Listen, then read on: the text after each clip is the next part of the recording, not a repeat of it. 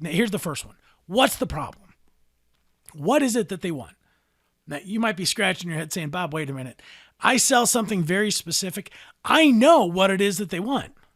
Let me push back a little bit. They may want what we offer, but they might not want the way we offer it. Here's another example. They may think that what we offer is what they want.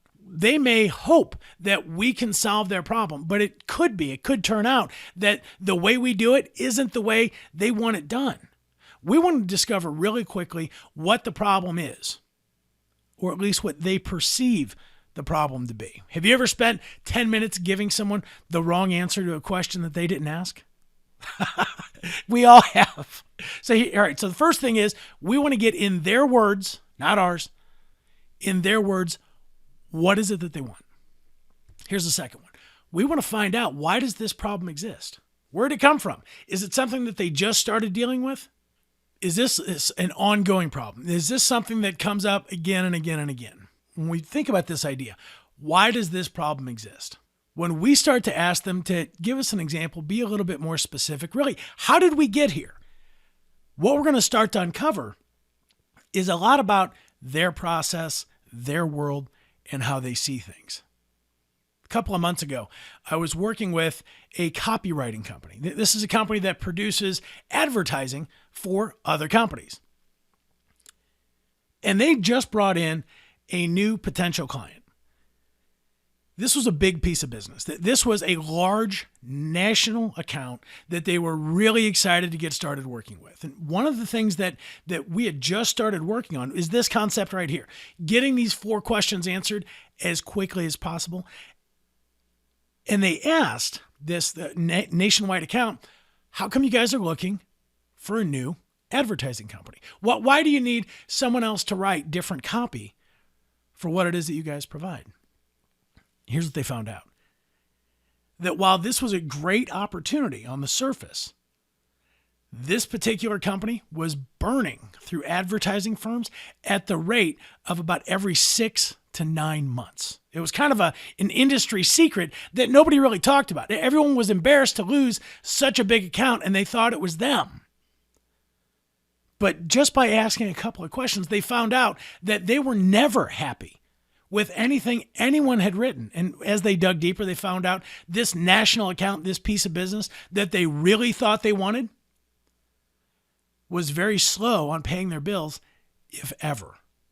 And the justification that, again, this national account came up with was they didn't do what they said they could do. They were never happy with anything anybody had written, and they were trying to sell a subpar product at a premium price.